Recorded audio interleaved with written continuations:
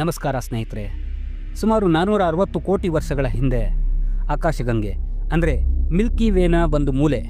ಇವತ್ತು ನಮಗೆ ತಿಳಿದಿರುವಂತೆ ಆಗ ಅದು ಶಾಂತವಾಗಿರಲಿಲ್ಲ. ಧೂಳು, ಗ್ಯಾಸ್ಗಳು ಮತ್ತು ಎಡೆಬಿಡದೆ ನಡೆಯುತ್ತಿದ್ದ ನಕ್ಷತ್ರ ಸ್ಫೋಟಗಳ ಮಧ್ಯೆ ಒಂದು ವಿಶೇಷವಾದ ಘಟನೆ ನಡೆಯಿತು. ಒಂದು ನೆಬ್ಯುಲಾ ಅಂದರೆ ಗ್ಯಾಸು ಮತ್ತು ಧೂಳಿನಿಂದ ಕೂಡಿದ ಮೋಡ ಅದು ಗುಡ್ಡದಂತೆ ಕುಸಿಯತೊಡಗಿತು. ಏಕೆಂದರೆ ಒಂದು ಸಮೀಪದ ಸೂಪರ್ನೋವಾ ಸ್ಫೋಟದ ಶಾಕ್ ವೇವ್ ಅದಕ್ಕೆ ತಾಕಿತು.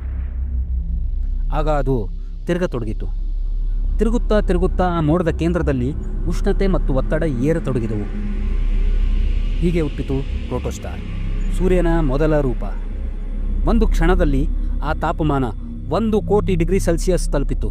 ಆಗ ನಡೆಯಿತು ಈ ಬ್ರಹ್ಮಾಂಡದ ಅತಿ ದೊಡ್ಡ ಕ್ರಾಂತಿ, ಮೊಲೆಕ್ಯುಲರ್ ಕಾಂಪೋಸಿಷನ್. ಹೈಡ್ರೋಜನ್ ಅಣುಗಳು ಒಂದಕ್ಕೆ ಒಂದು ಸೇರುತ್ತಾ ಹೀಲಿಯಂ ಆಗಿ ಪರಿವರ್ತನೆಗೊಂಡವು. ಇದರಿಂದ ಅವು ಭಾರಿ ಶಕ್ತಿಯನ್ನು ಹೊರಹಾಕಿದವು.